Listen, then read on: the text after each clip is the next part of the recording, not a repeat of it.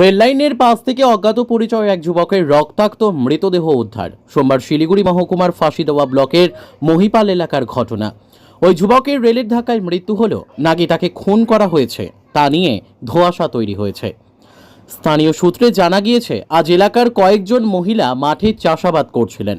সেই সময় প্রথমে তাদের নজরে পড়ে রেল লাইনের পাশে কেউ শুয়ে রয়েছে। তারা কাছে এসে দেখেন রক্তাক্ত অবস্থায় পড়ে রয়েছে এক যুবক। তাদের কাছ থেকে খবর পেয়ে ঘটনাস্থলে ছুটে আসে রেলের গেটম্যান। বিষয়টি দেখার পর খবর দেওয়া হয় রেল পুলিশের আধিকারিকদের। খবর পেয়ে ঘটনাস্থলে পৌঁছায় ফাঁসিদেওয়া থানার পুলিশ। পরে ঘটনাস্থলে আসে রেল পুলিশ। তবে ট্রেন থেকে পড়ে গিয়ে বা ট্রেনের ধাক্কায় মৃত হয়েছে কিনা বা অন্য কোনো কারণ রয়েছে কিনা এই প্রশ্নই ঘুরপাক খাচ্ছে সকলের মনে। স্থানীয়রা কেউ কেউ মনে করছেন ওই যুবককে মেরে এখানে ফেলে রেখেছে। মৃতদেহটি উদ্ধার করে উত্তরবঙ্গ মেডিকেল কলেজ হাসপাতালে পাঠানো হয়েছে। ময়নাতদন্তের পরই জানা যাবে কিভাবে যুবকের মৃত্যু হলো। পুরো ঘটনা তদন্ত শুরু করেছে রেল পুলিশ ও ফাঁসিদেওয়া থানার পুলিশ। রেল লাইন থেকে তো দূরেই আছে, 5-6 ফিট দূরে, কিন্তু বোঝা যাচ্ছে না কি রেল থেকে পড়ছে না ইয়ে থেকে পড়ছে। এখানে তো আরপিএফ আসছে, দেখতেছে কিভাবে ওটা তদন্ত করবে। চেনা যাচ্ছে না কোথায়, এই আশেপাশের লোক না।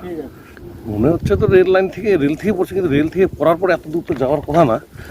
কিন্তু তখন পুলিশ বা আরপিএফ বা জিআরপি তো ওদের তদন্ত করবে। যখন পোস্টমর্টম করার পরে বোঝা যাবে যে রেলের কাটা না কেউ বাইরে ফেলছে।